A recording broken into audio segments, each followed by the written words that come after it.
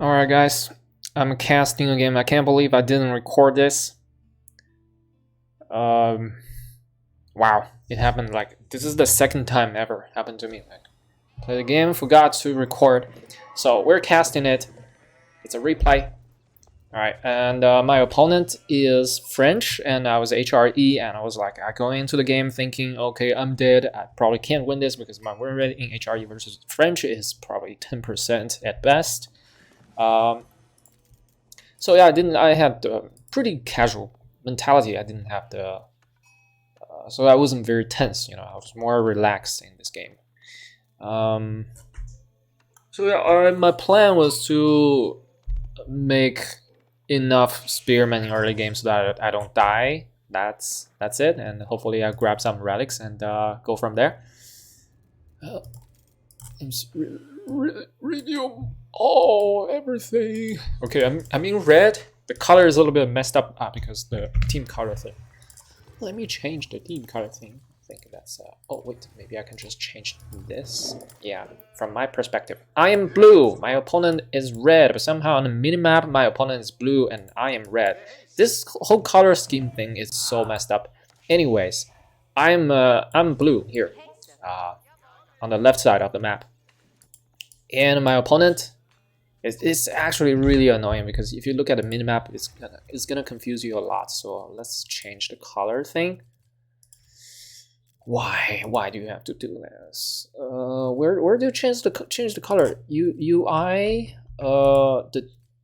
team the unique. There you go. Now we should be able to. Oh, what the heck? I was pink. I didn't realize. Okay, I always choose pink. My opponent was cyan or teal. So anyways, my opponent is actually 1500 elo, so it's a pretty strong opponent, and plus the fact is HRE versus French, I thought, okay, there's no way I can win this. Let me just try to play as best as I can.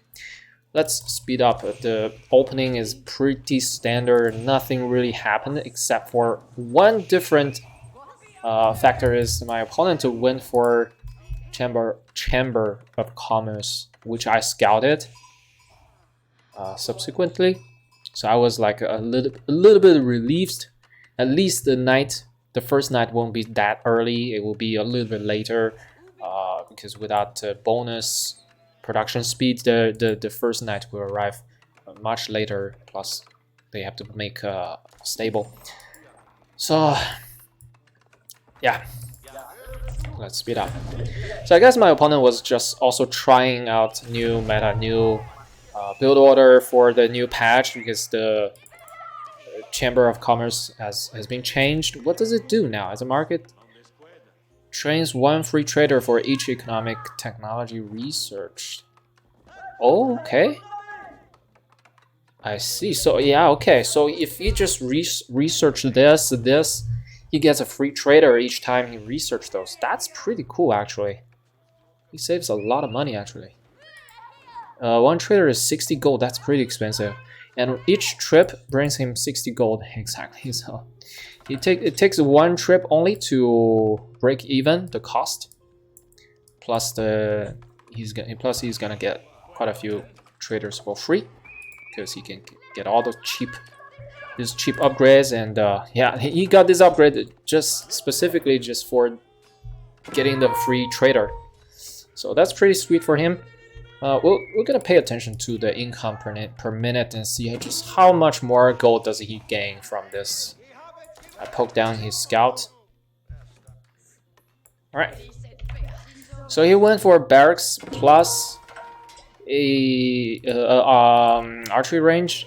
No, I got stable plus barracks first, which is weird. Why does he go for spearmen first? Which is weird, right? Like as HRE, do HRE just open blind stables against French? Is that a thing? Because you would think that HRE open versus French would open barracks, right? So the first thing you make is obviously going to be archery range to counter HRE spearmen. So the fact that he opened with barracks is just a little bit confusing for me. So he pushed across the map with a couple of French knights plus spearman and archer, a little bit of mix of everything. So that makes it a little bit harder to counter. But still, if you're in such a tiny number, sometimes it just doesn't matter. If your opponent has overwhelming number of units, it just overwhelms you. Anyways, he's trading, he's doing well. His gold income is pretty much on par with me, or sometimes higher than me. Yeah, sometimes higher than me when he delivers gold. So yeah, I wouldn't say that. Oh, okay, well, almost doubled. It's getting better and better as he makes more and more traders, but he's not making traders. Is he? Actually, no, I don't know. I need to go here to see. No, he's not making traders. Okay, he's not actively making traders, he's just relying on the upgrades. So I saw that he was attacking me. So what I did was just to pull back, and I don't want to engage in front here. I want to engage when he comes within the range of my TC. So I knew that he was here. So I didn't dare to move out with my prelate that early. I had one, because I already sent units in position to protect the prelate.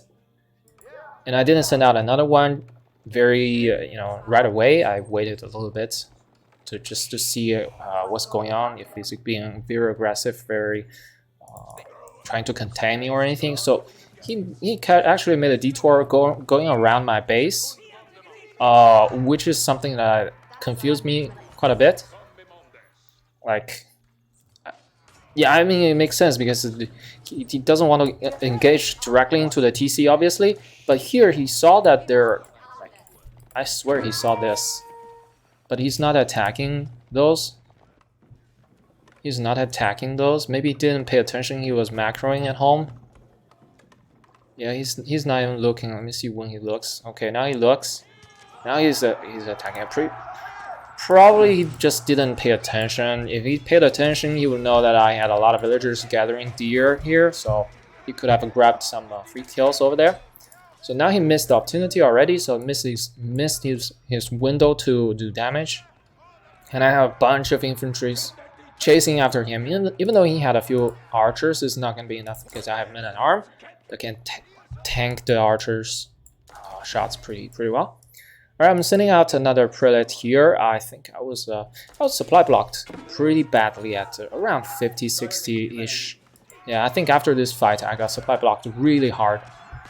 Really nasty supply block. Terribly played by me. Killed 2 knights for free. That was awesome. Gold income is just slightly better. It's not like he's a lot ahead. So I'm not so sure about this build order actually. The trading first build order, you are giving up so much pressure opportunity, especially versus HRE. HRE in early game is so vulnerable. You have to take advantage of the fact that HRE all often goes naked castle and they don't know any other build orders. You should just take advantage of the fact that HRE players don't know how to deal with the feudal aggression and just do feudal aggression instead of making money with the traders and delaying your aggression. Anyways, I knew exactly where he was. He was trying to break down the wall. I saw him, so I just loop around, going around to try to regroup with my main army at home. And how many relics do I have? I'm rushing out tower here. I was getting supply blocked here really hard because I rushed out the barracks.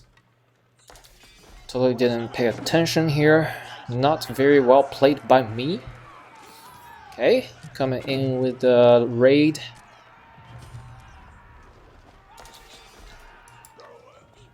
I drove him out. Sometimes, I wouldn't mind as a French player to stay around under his TC a little bit, just because knights are so tanky. They could just delay your opponent's economy, and meantime you could produce the same amount of units at home or macroing up. Yeah, sometimes it's an option, or go around, see if there's other opportunity. But I guess he didn't have the multitasking. He just didn't pay attention to his army. He was focusing on managing his base. That's why he's missing the opportunity to do real economic damage for like twice inside my base. He come inside my base, but he never really done any real damage.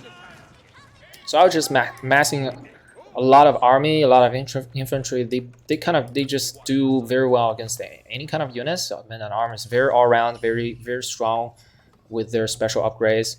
Here, as you can see, is like a supply block, and I was losing houses, and it just made it a little bit even worse. Okay, we got 2 relics, the 3rd on the way here, and I was gonna grab another one later on. Okay, so now he just ran out. This is something that I don't understand. Why would he just come back home? Like, he didn't achieve anything. Okay, if I was him, if I was playing in his shoes, what would I do? I would just split this army. Okay, maybe I'll send back the infantries and I'll keep the knights on one hotkey. Knight and horseman, just raid, go around the base, check out the relic location. But he just pulled all units. Okay, maybe he's trying to regroup and do a push. Maybe he thought he could actually kill me with this army, which is far from truth because he has only 6 knights. 6 knights is nothing against. How many men on arm do I have? This is like 15 men on arm. I can eat his knights for dinner, for breakfast, for snacks. Easy peasy. He rushed into Castle Age as well. He's getting a Royal Bloodlines. It's awesome upgrade, but he doesn't have the knight production. Look, he has only 1 stable. He has 6 knights. That is a big investment. Even with a discount, it's 490 gold. Gold doesn't grow on trees except for HRE. He's actually making a lot of gold right now. So yeah, we can see the exponential growth is paying off for him right now. And at first he's a little bit slow, and now he's like peaking now. Pretty good for him. My gold income is a little bit low, but I didn't really need that much gold because remember, men at arm cost only 20 gold and knight cost 100 gold. So he would have to make like 5 times more money to justify the build order he's going for. I expect him to go into crossbowman at this point, which he didn't. I kind of just didn't really prepare for a counter to crossbowman. I just went, you know, just mass units. I can overwhelm him probably. That was my thought. And yeah, he's idling his army in the middle of the map. That's terrible. He's just camping for this 1 relic. I don't think that's a good play. He could have raided everywhere. It's such a shame. This French player doesn't know how to play French. He raided twice, he didn't do damage, and he just stopped raiding. And he doesn't know how to raid, how to exploit your opponent's weakness and take advantage of the Civ's weakness and strength. Alright, so yeah, I was just massing army and building a stable just in case he has crossbowmen. We can make a few horsemen to help. Getting a market because I need to balance my economy because food is gonna be difficult later as I spam units, men and arm non-stop. Alright, so here comes a huge engagement. As you can see, he still has a little gold advantage. I don't know what he went into the fight thinking. Did he think he could win this? Like, there's no chance. You put these two groups of army, HRE is always gonna win because just sheer power of these units. Those little men at arms, they're just they're like a mini knights. They have the resource, but not have the power. They can easily take. Look at this, easily taking down all the knights. Just tore them apart here, easily. And yeah, he fell apart real quick here, and he doesn't have the infrastructure to remax. He still has only 1 stable. For someone just upgraded Royal Bloodline. He has only 1 stable the whole time. He didn't expand while he had map control. Like, if I was him and I had an army in the middle of the map, what I would do is to spam like 5-6 barracks and maybe 1 or 2 more archery ranges. If I was a knight player, I'd make more stable, but I'm a man and arm. I'm an infantry player, so I would go for racks and archery ranges. But either way, it's not. The way he plays is not correct, right? He's not making production. he was just hoping that his economy is going to be better. And I think he just underestimated HRE players' economy. Because at this stage he gave up and he just messaged me, how do you have so many units? How do you have so much economy? But you didn't do any damage, that's the thing. You didn't do real damage to HR economy. You didn't deny any relic. I grabbed 4 relics. Where's the other one? There. I have 4 relics now. And there's no way you can stop HRE with 4 relics here at this point after losing all your knights. So yeah, he severely underestimated the power of HRE men at arm and HRE economy. And he was like, I've been trading since the 7 minutes. And I know that. I knew he was trading, right? And I didn't try to stop him from trading just because HRE has natural advantage. Gold income, it doesn't matter. So yeah, that's it. I actually beat him because he played off meta.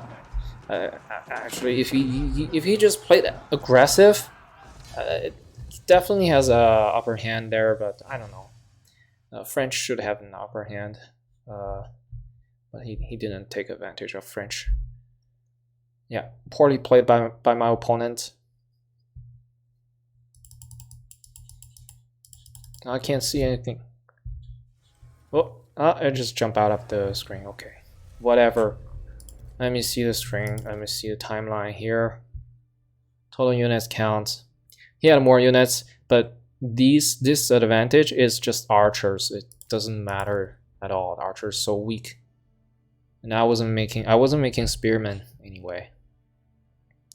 Villager count, he's a little bit higher, but that's, yeah, for French it's actually really low, to be honest. You should have more villagers as French. Gold, let's check out the gold. I had a lot gold here, peaked probably for the age up, yeah. And then, yeah, you can't really, it doesn't look like he has gold advantage. He has like in late game, he had a third more gold income, but that's it. It didn't really contribute to anything. So I don't think trading is actually that good, especially versus HRE. You don't want to miss a minute to do damage to your opponent.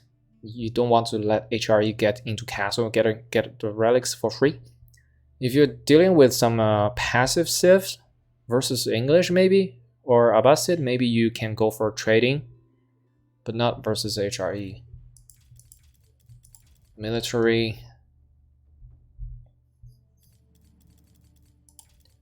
Economy. Map explored. I had 0 at map exploration, of course. Bugs. Alright. That was that game. GG. I wish I've recorded it live. It's always fun to watch from first person point of view, but it is what it is. Thank you for watching. Remember to subscribe. Thank you.